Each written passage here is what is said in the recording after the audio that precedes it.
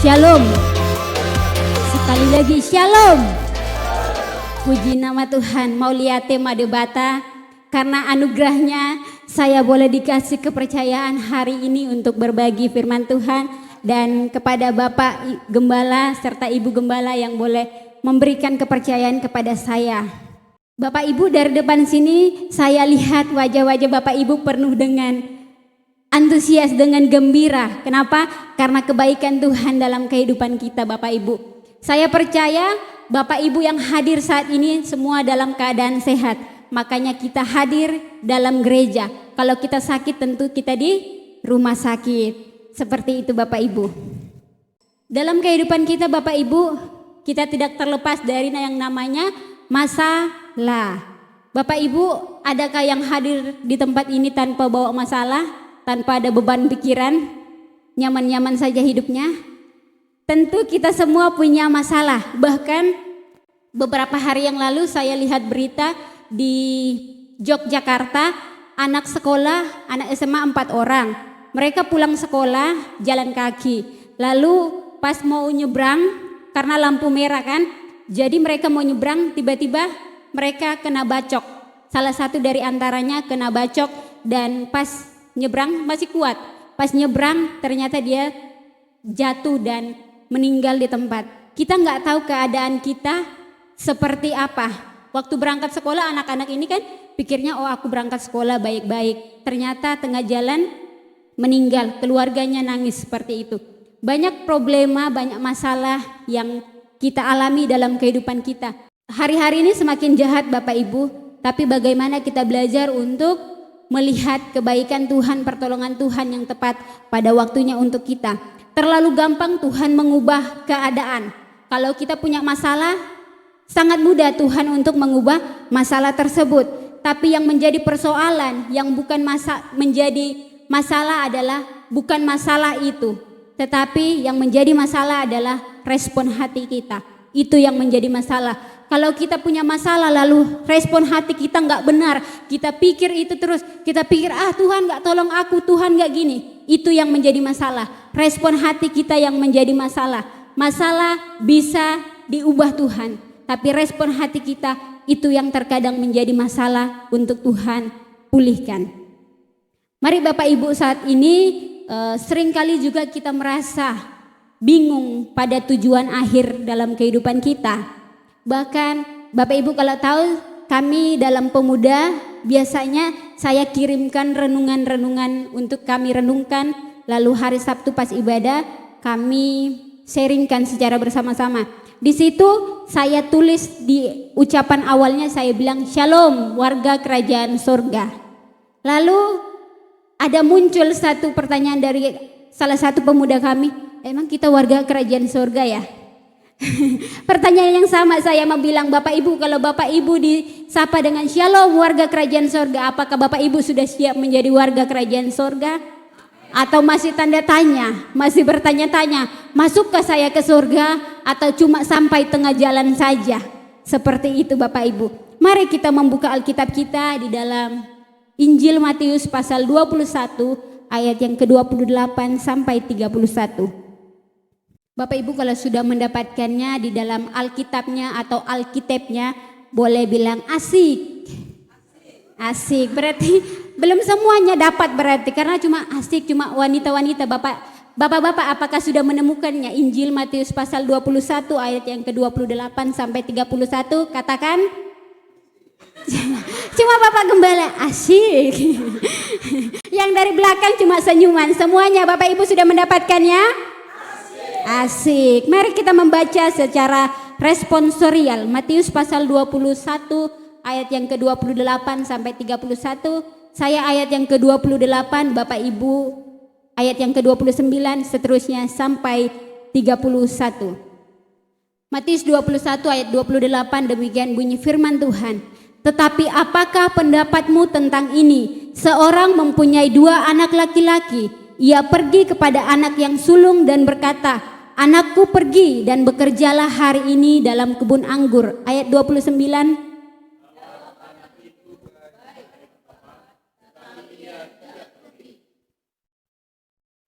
ayat 30, lalu orang itu pergi kepada anak yang kedua dan berkata demikian juga. Dan anak itu menjawab, aku tidak mau, tetapi kemudian ia menyesal lalu pergi juga.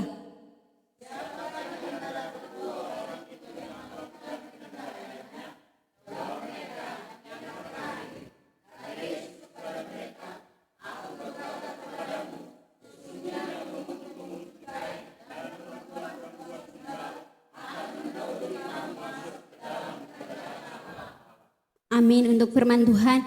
Jadi ceritanya seperti ini Bapak Ibu. Ada seorang bapak mempunyai 2 orang anak, anak sulung dan anak yang bungsu. Lalu seorang bapak ini berkata sama anaknya yang sulung, "Nak, pergilah kamu ke ladang kita, bersihkanlah itu pohon anggur kita. Kalau yang udah gak berbuah dipotong aja, dibersihkan." Apa respon daripada seorang anak yang pertama? "Iya Pak, siap." Tapi kemudian dia tidak mengerjakannya. Lalu pergi lagi kepada anak yang kedua, anak bungsu. Dia bilang juga, "Nak, aku udah suruh abangmu loh pergi ke ladang untuk bersihkan ladangmu. Ayo kamu juga lah ikut pergi ke ladang, bersihkan ladang itu." Lalu yang dijawab oleh anak bungsu, "Gak mau aku." Itu jawabannya, dia menolak. Dia menolak. Seringkali terjadi dalam kehidupan kita juga, apalagi anak-anak muda ya. Kalau disuruh orang tuanya dia bilang iya, tapi tidak melakukannya. Ada juga yang bilang enggak, tapi kemudian kasihannya mamaku udah tua lah, capek-capek dia, ku bantulah dia. Nah seperti itu. Kisah ini menceritakan dua tokoh seperti itu, 2 kisah seperti itu. Pagi hari ini kita mau belajar untuk mengetahui bagaimana respon dari kedua anak tersebut. Kita mau belajar dari sikap kedua anak tersebut. Yang pertama, kita mau belajar tentang anak sulung. Bapak Ibu tahu anak sulung ya? Yang menjawab, "Iya Bapak," tapi tidak melakukannya. Dia memulai dengan sesuatu yang baik, dengan jawaban yang baik. Dia bilang, "Baik Pak," tapi kemudian ia nggak pergi. Nah, dia memulai dengan baik, tetapi ada hal yang mengalihkan fokusnya kepada ketaatan. Dia sebenarnya mau taat, tapi ada apa seperti itu yang membuat dia enggak fokus. Nah, menjadi pertanyaan untuk kita, apa yang sering mengalihkan fokus kita, mengalihkan hati kita, pikiran kita, yang awalnya kita mau taat, tapi ujung-ujungnya kita enggak taat. Apakah itu? Kalau kita lihat dalam Galatia pasal yang ke-5 ayat yang ke-7, di sana ditulis seperti ini Bapak Ibu. Galatia 5 ayat yang ke-7 bunyinya seperti ini. "Dahulu kamu berlomba dengan baik. Siapakah yang menghalang-halangi kamu sehingga kamu tidak menuruti kebenaran lagi?" Jelas, dahulu kamu berlomba dengan baik. Siapakah yang menghalang-halangi kamu sehingga kamu tidak menuruti kebenaran lagi? Menjadi satu pertanyaan muncul di sana. Siapakah yang membuat kamu untuk gak fokus lagi? Kamu udah ngejar kebaikan, ngejar hal-hal yang baik, tapi apa yang menghalangi fokusmu kepada ketaatan itu? Kalau kita lihat dalam terjemahan firman Allah yang hidup, di sana dicatat seperti ini. Dahulu keadaan rohani saudara baik sekali. Siapakah yang telah mempengaruhi saudara sehingga saudara berhenti mengikuti kebenaran? Dahulu kehidupan rohani Bapak Ibu saudara baik-baik, aman-aman. Bahkan misalnya waktu muda Bapak Ibu berdoa, "Tuhan kasih aku pasangan yang takut Tuhan, pasangan yang bisa membawa aku semakin dekat sama Tuhan." Lalu kemudian Tuhan kasih pasangan yang takut Tuhan, pasangan yang rajin ibadah. Tapi kemudian dalam rumah tangga kok tiba-tiba malas ibadah? Kok tiba-tiba engkau mulai mundur? Awalnya engkau baru selesai nikah, mungkin rajin ibadah, rajin pergi gereja, bergandengan tangan kan sambil jalan, bergandengan tangan sama pasangannya, pergi gereja, pergi ikut ibadah rumah tangga. Lalu kemudian kenapa? Lambat laun ketaatanmu itu, fokusmu itu dialihkan. Apa yang mengalihkan fokus kita? Menjadi pertanyaan, teguran keras untuk setiap kita. Apa yang menghalangi fokus kita kepada ketaatan? Kita mau belajar 3 hal yang mempengaruhi fokus kita atau membuat kehilangan besar dalam kehidupan kita. Kita belajar dalam 3 kehilangan besar, atau ini perumpamaan yang Tuhan kasih di dalam Injil Lukas pasal 15 ayat 1 sampai 32. Kalau Bapak Ibu pernah baca, pernah dengar di sana, Tuhan ngasih 3 perumpamaan. Pertama tentang domba yang hilang, kedua tentang dirham, dan ketiga tentang anak yang hilang. 3 hal ini saya mau bilang, inilah yang menjadi penghalang, penghambat, membuat fokus kita yang awalnya kita mau taat tapi dihalangi sehingga kita hilang fokus kepada Tuhan. Kita mau belajar pertama dari domba yang hilang. Domba yang hilang berbicara tentang orang yang menyimpang. Di teks itu sudah ada, domba yang hilang digambarkan orang yang menyimpang. Karena dia mau taat tapi dia menyimpang sehingga ketaatannya dialihkan. Seperti itu. Bapak Ibu, kenapa orang-orang percaya, orang-orang Kristen sering diumpamakan seperti domba? Apakah ada yang tahu? Kenapa sering? Pernah kan Bapak Ibu dengarkan orang-orang percaya, orang-orang Kristen disebut domba? Pernah ya? Pernah. Kenapa Bang Yosafat? Karena domba manis? Domba imut Bapak Ibu? Pernah lihat domba kan Bapak Ibu? Waktu kecil nonton film Sound the Sheep, di kartun-kartun ada ya domba ya. Apa domba? Karena domba putih-putih semua, kulitnya putih-putih, jadi kita disamakan seperti domba. Tapi enggak kan, manusia enggak semuanya putih kan, ada yang kuning, ada yang hitam ya Bapak Ibu ya. Seperti itu. Jadi kita diumpamakan seperti domba, bukan karena domba itu manis, bukan karena domba kulitnya putih semua. Tuhan ingin supaya anak-anaknya putih sehingga diumpamakan seperti domba. Tidak seperti itu Bapak Ibu. Kita diumpamakan seperti domba karena domba terbilang binatang yang lemah di antara hewan-hewan ternak lainnya. Domba akan mengikuti siapapun tanpa berpikir. Tapi domba juga mengenal suara gembalanya. Bahkan dia mampu untuk menghindar ketika ada suara asing. Ketika suara yang tidak dikenalnya, dia akan menghindar. Domba, dia itu gak punya pikiran, gak punya arah. Tapi domba juga gak bisa membela diri. Saat mengalami musibah, saat ada bahaya, dia gak bisa membela dirinya. Domba enggak seperti kuda yang larinya kencang. Kalau ada musuh bisa lari kencang seperti kuda. Domba enggak bisa. Lalu kemudian domba juga enggak memiliki tanduk untuk menyerang kalau ada musuh seperti kerbau. Domba juga enggak punya tubuh yang besar seperti sapi supaya kalau ada musuh disenggol. Enggak, domba adalah binatang yang kecil, binatang yang lemah, dan binatang juga yang cepat merasa puas. Kalau mereka haus, mereka jalan dan lihat ada kubangan atau bondar air yang kotor, mereka minum. Lalu mereka merasa puas, mereka cepat puas, dan mereka adalah binatang-binatang yang lemah. Di situ dikatakan binatang yang lemah, mudah puas, emosional dan sangat berharga. Kenapa domba sangat berharga? Karena pada zaman Yesus domba adalah harta. Karena pada musim dingin kulitnya itu bisa dibuat pakaian untuk dipakai pada zaman Yesus. Lalu kemudian domba juga bisa menghasilkan susu, menghasilkan daging, dan pada zaman Yesus harganya itu sangat mahal sekali. Dan domba ini juga dia memerlukan seorang gembala. Setiap orang-orang yang percaya kepada Yesus diumpamakan seperti domba. Kenapa? Karena kita adalah orang-orang yang lemah, orang-orang yang butuh seorang gembala, butuh seorang mentor. Yang pemuda-pemuda butuh seorang kakak-kakak rohani, butuh seorang pemimpin.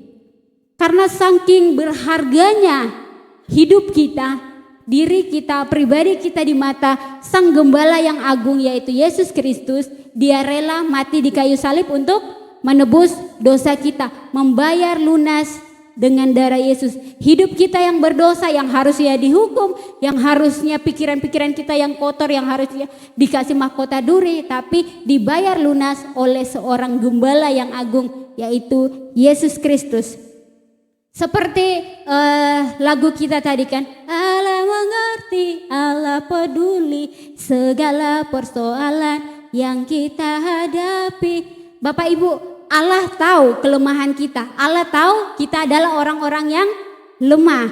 Kelemahan-kelemahan kita dan ancaman-ancaman yang sudah saya jelaskan tadi, itu yang seringkali membuat kita untuk menyimpang. Yang awalnya kita udah mau taat, udah mau jalan-jalan lurus, tapi karena kelemahan kita membuat kita menyimpang. Kita jalannya serong, jalannya miring dari semula. Yang awalnya kita mau lurus-lurus aja, karena keteledoran, karena kelemahan kita membuat kita menyimpang. Allah tahu, Allah baiklah. Dia tahu keadaan kita, Dia tahu kita lemah, Dia tahu, dan Dia menjadikan dirinya seorang gembala yang baik. Bahkan kalau kita lihat dalam Mazmur pasal 23 dikatakan Dia adalah gembala yang baik. Dia membawa kita ke air yang tenang, Dia menuntun kita ke tempat yang baik. Dia memberikan semua, memuaskan kita, memberikan kita segala sesuatu yang kita perlukan. Itulah Dia gembala yang baik. Asalkan kita mau sadar, oh ya, aku adalah lemah. Karena kelemahanku aku sering menyimpang. Dan ketika aku menyimpang dan aku panggil Yesus, Tuhan tolong aku, jadikan aku anakmu, tuntun aku. Kalau kita kenal gembala kita yang baik, maka Dia juga akan menuntun kehidupan kita. Itu yang pertama, kita mau belajar kenapa kita sering nggak taat. Kita sudah mau taat tapi kemudian kita nggak taat. Yang pertama karena kita sering menyimpang. Cerita dari domba yang hilang, orang yang menyimpang, yang sering merasa dirinya lemah, merasa nggak ada apa-apanya, seperti itu. Lalu yang kedua, perumpamaan yang Tuhan ajarkan adalah tentang dirham yang hilang. Bapak Ibu tahu dirham yang hilang? Dirham itu mata uang atau koin, seperti itu. Kalau di Persia itu biasanya mata uang perak, emas, tapi kalau di Yunani itu mata uang perak, seperti itu. Kenapa diumpamakan seperti koin? Koin kalau ditaruh di atas meja, ditaruh dalam rumah, kenapa bisa hilang? Kenapa diumpamakan dirham yang hilang? Dirham yang hilang berbicara tentang orang yang hilang di dalam rumah, orang yang hilang dalam komunitas yang benar, orang yang hilang di dalam gereja. Itulah yang disebut dirham yang hilang. Dirham atau mata koin kalau kita taruh baik-baik di atas meja atau di rumah, kenapa bisa hilang? Padahal dia kan koin. Nah, terkadang hilang karena tersentuh. Bapak Ibu tahu dirham mata uang itu hilang karena tersentuh karena tersinggung dalam komunitas, dalam rumah ibadah. Bapak Ibu, kita datang ibadah, lalu kemudian mungkin ada khotbah, lalu kita berkata dalam hati, nyinggung aku lagi tuh, khotbahnya pasti hakimi aku lagi. Halo Bapak Ibu, saat pagi hari ini saya bilang, kalau firman Tuhan yang disampaikan kena kepada Bapak Ibu, berkata dalam hati, terima kasih Tuhan, karena Engkau sayang aku, makanya Engkau ingatkan aku. Saya pernah Bapak Ibu, saya pernah juga waktu kuliah, ya kan, dosen saya khotbah, itu kebetulan saya bermasalah di tempat pelayanan. Bukan sayanya ya, tapi ya seperti itu. Ada sedikit masalah di tempat pelayanan, lalu dosen saya khotbah. Terus saya bilang, pasti gara-gara aku lagi, itu dalam hati saya. Tapi kemudian dosen saya ingatkan, jangan engkau merasa bahwa setiap orang yang khotbah itu menghakimi engkau. Tapi itu adalah tuntunan Tuhan untuk apa? Biar engkau sadar, untuk menyadarkan engkau seperti itu. Jadi kalau firman Tuhan kena kepada Bapak Ibu, bersyukur dan bertobat. Amin. Haleluya. Jadi koin atau mata uang yang sering hilang itu karena tersinggung, karena tersentuh, hatinya tersentuh lewat khotbah, lewat mungkin waktu pemimpin pujian, ya kan. Habis itu ditegur sama gembalanya, kok kayak gitu sih, nadanya ke C, suaramu ke kiri, langsung tersinggung. Terus minggu depan, nggak mau lah aku lagi WL, seperti itu. Lalu mulai lambat laun, mulai mundur dari pelayanan. Lalu kemudian berpikir, malas sekali aku gereja di Getsemani itu. Di situ kalau khotbahnya nyinggung terus, kena terus aku.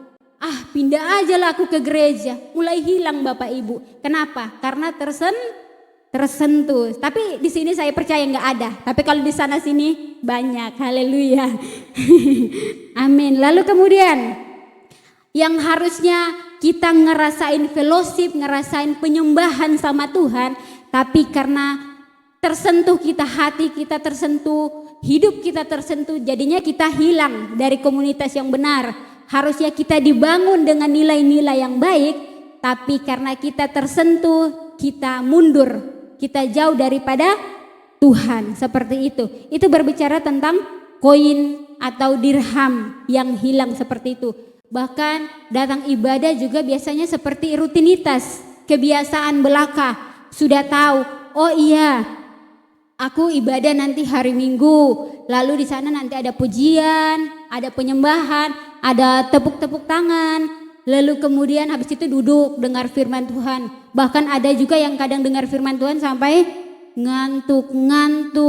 Kenapa? Karena dijadikan ibadah hanya sebagai rutinitas. Ini saya bilang ini adalah debu-debu yang menghalangi, yang menutupi mata dirham atau mata koin.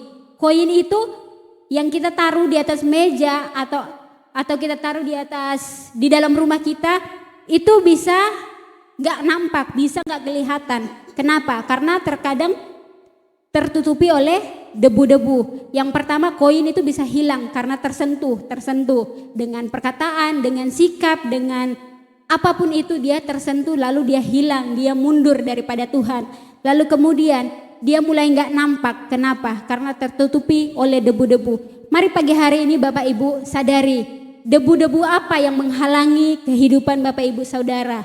Apakah debu-debu yang menganggap ibadah hari Minggu itu hanya sebagai rutinitas, hanya sebagai kebiasaan belaka, atau membuat Bapak Ibu sehingga menutup diri ketika disuruh pelayanan?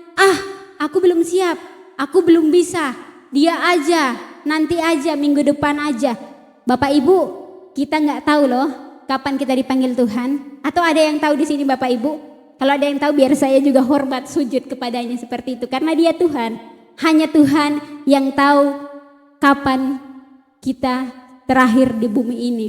Oleh sebab itu masih ada kesempatan Bapak Ibu, pergunakan dengan baik, pergunakan potensi-potensi, talenta-talenta di dalam pribadi kita masing-masing dengan baik dan semaksimal mungkin, supaya kita bisa tetap setia sampai akhir hidup kita.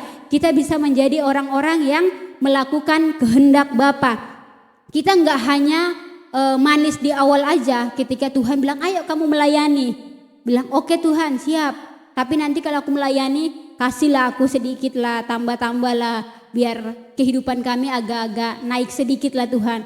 Banyak permintaan sekali seperti itu sama Tuhan. Saya mau bilang kalau engkau dikasih kesempatan sama Tuhan untuk melayani, pakai kesempatan itu semaksimal mungkin. Jangan sampai kita menjadi dirham yang hilang, menjadi mata uang yang hilang karena tersentuh, atau potensi-potensi dalam kehidupan kita hilang karena tertutupi oleh debu-debu seperti itu. Lalu kemudian hal yang membuat fokus kita hilang atau membuat konsentrasi kita yang awalnya kita mau lurus, Tuhan aku mau taat sama Tuhan, Tuhan aku mau rajin ibadah, aku mau setia sama Tuhan. Tapi setengah perjalanan kita mulai serong ke kiri dan serong ke kanan. Cerita tentang anak yang hilang. Anak yang hilang berbicara tentang orang yang meninggalkan, seperti itu. Jadi dia minta semua haknya sama orang tuanya, ahli warisnya diminta semua. Lalu kemudian dia merasa aku bisa kok hidup dengan warisanku, aku bisa kok hidup sendiri tanpa orang tua, aku bisa kok hidup, aku bisa tanpa berdoa dalam sehari, aku bisa kok hidup sampai hari ini. Tanpa waktu makan gak usah berdoa, tapi aku bisa makan 3 kali sehari. Halo, kalau ada di antara kita seperti ini, saya mau bilang bertobat. Jangan seperti anak yang hilang. Kalau Bapak Ibu sering merasa aku bisa kok tanpa gereja, keluarga aku masih sehat, aku 1 bulan pergi gereja 2 kali lah, dibuat jadwalnya sendiri seperti itu Bapak Ibu. Aku masih sehat aja kok. Terus disuruh mungkin doa puasa, aku gak bisa puasa. tapi Tuhan kasih aja kok nafas hidup. Halo, kalau engkau sering bilang bisa, aku berkata aku dan aku dan aku bisa, aku bisa, aku bisa. Mari sadari bahwa engkau adalah anak yang hilang. Engkau butuh seorang bapa, engkau butuh untuk sadar, butuh kesadaran. Anak yang hilang, dia sudah habiskan hartanya lalu sampai dia makan makanan babi. Sebab dia mau pulang tapi dia malu. Aduh, aku malu, aku udah habiskan hartaku. Awalnya aku berkata aku bisa hidup kok tanpa orang tuaku, aku bisa hidup dengan hartaku. Tapi pada akhirnya hartanya habis, lalu mau kembali dia malu dan sulit. Dan apa yang terjadi saat itu? Ada butuhnya kesadaran dari seorang pribadi tersebut, kesadaran daripada anak yang hilang untuk mengerti bahwa itu bukan rumahnya, itu bukan tempatnya, bahwa kehidupan yang dia pikir aku bisa kok tanpa ini, aku bisa kok tanpa ini, dia butuh kesadaran untuk kembali kepada bapaknya. Seperti itu Bapak Ibu.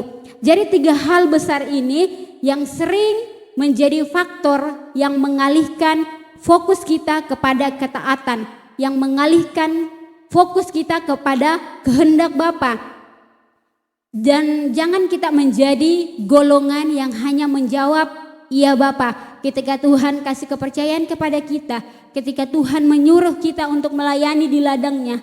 Jangan sampai fokus kita yang awal kita hanya berkata iya Bapa, tapi cukup sampai di mulut. Jangan sampai kita hanya manis di bibir. Jangan hanya manis di bibir, tapi dibutuhkan kesadaran, dibutuhkan tindakan. Seperti itu Bapak Ibu. Jadi tadi 3 hal yang sering mengalihkan fokus kita. Yang pertama tentang, Bapak Ibu ingat, domba yang hilang, atau berbicara tentang orang yang menyimpang. Itu yang sering menghalangi fokus kita. Lalu kedua, berbicara tentang dirham, orang yang berbicara tentang dirham atau merasa sering tersinggung, merasa tersentuh seperti itu. Lalu yang kemudian berbicara tentang anak yang hilang, orang yang pergi meninggalkan rumahnya merasa aku bisa. 3 hal besar ini yang sering menjadi faktor utama mengalihkan fokus setiap kita kepada yang namanya ketaatan. Lalu kita mau belajar dari respon anak yang kedua, yaitu anak bungsu. Tadi di situ dia melakukan dengan hal yang tidak baik. Ada sebuah penolakan dari dirinya. Ketika disuruh bapaknya untuk pergi ke ladang, dia bilang, gak mau aku. Tapi kemudian dia menyesal. Lalu dia bertobat dan dia pergi juga. Dari 2 kisah ini manakah yang melakukan kehendak Bapa? Apakah anak yang pertama atau anak yang kedua? Anak yang kedua. Dia melakukan awalnya dengan sebuah penolakan, namun kemudian dia sadar dan dia kembali, dia bertobat, dia melakukan hal yang menjadi suruhan dari bapaknya. Dia memulai dengan penolakan, namun kemudian dia menyesal lalu dia bertobat. Bapak Ibu Saudara, seperti yang di awal saya bilang, Tuhan tahu kelemahan kita. Tapi saat kita menyadari kelemahan dalam hidup kita, kelemahan dalam diri kita, kita butuh sadar, kita butuh untuk menyesal. Lalu setelah menyesal, kita harus bertobat. Supaya apa? Ketika kita bertobat, maka ada pemulihan dalam kehidupan kita. Bapak Ibu tahu arti bertobat? Tahu ya bertobat? Apa arti bertobat Bapak Ibu tahu? Bertobat itu berarti kita berbalik dari kehidupan lama kita, berbalik kita kepada kehendak Bapa. Dalam bahasa aslinya dipakai kata metanoia atau perubahan pola pikir. Itu namanya bertobat, perubahan pola pikir. Jadi saya kasih contoh seperti ini Bapak Ibu. Awalnya saya fokus ke sana, lalu saya bilang saya bertobat. Kalau bertobat itu berbalik 180 derajat. Jadi kalau saya lihat ke sana, lalu kemudian saya bilang, saya bertobat, berarti saya berputar 180 derajat. Saya hadap ke sini. Itu namanya bertobat. Tapi kalau saya cuma berkata saya bertobat, lalu saya berputar 90 derajat. Itu namanya nggak bertobat Bapak Ibu, hanya bergeser. Mari introspeksi diri Bapak Ibu, apakah Bapak Ibu benar-benar bertobat atau hanya bergeser? Kalau Bapak Ibu bilang, aku dulu suka mencuri, ini hanya contoh Bapak Ibu. Aku dulu suka mencuri, lalu aku bertobat. Ini hanya bergeser. Kenapa? Karena kemudian pas jalan ke gereja Bapak Ibu nemu uang di depan, pasti Bapak Ibu nengok lagi. Sangat gampang untuk menoleh ke belakang, ke kehidupan lama kita seperti itu Bapak Ibu. Jadi akan mudah untuk kita kembali ke masa lalu kita. Itu namanya enggak bertobat, itu namanya hanya bergeser. Sangat gampang untuk kembali lagi kepada kehidupan lama. Seperti itu. Tapi kalau bilang saya bertobat berarti 180 derajat. Maka untuk lihat ke kehidupan lama susah juga Bapak Ibu. Kalau paksa-paksa ujung-ujungnya mencong lehernya seperti itu. Jadi kalau Bapak Ibu bilang saya bertobat berarti ada perubahan yang luar biasa dalam hidup Bapak Ibu Saudara. Ada buah-buah yang akan dilihat oleh orang-orang di sekitar kita. Bahwa kita benar-benar mengalami pertobatan, mengalami perjumpaan dengan Tuhan. Kita berkata, susah sekali aku mau berputar atau berbalik 180 derajat. Ada Tuhan, Tuhan tahu kelemahan kita. Tuhan tahu batas kemampuan Bapak Ibu Saudara. Asalkan sadar bahwa Dia adalah gembala yang baik. Dia akan menuntun, akan memegang setiap kehidupan kita Bapak Ibu. Ketika kita mau bertobat, maka di dalam kelemahan kita kuasa Tuhan dinyatakan. Amin. Ketika kita mau bertobat, kasih karunia Tuhan cukup bagi kita. Tuhan datang untuk mencari orang-orang yang mau meresponi setiap panggilannya. Tuhan datang untuk mau memenuhi panggilannya. Tuhan gak melihat latar belakang kita Bapak Ibu Saudara. Mau latar belakang kita, mungkin keluarga kita hancur-hancuran. Tapi Tuhan gak melihat itu. Tuhan melihat respon hatimu. Tuhan melihat apakah engkau mau bertobat sungguh-sungguh atau engkau hanya sekedar bergeser. Ketika engkau ngambil komitmen, Tuhan aku mau bertobat sungguh-sungguh, aku mau berbalik 180 derajat, maka Tuhan sanggup nyatakan kuasanya dalam kehidupan Bapak Ibu Saudara. Ada kuasa yang dinyatakan dalam kehidupan Bapak Ibu Saudara. Menjadi kesimpulan buat kita, ada 3 poin yang saya mau bagi.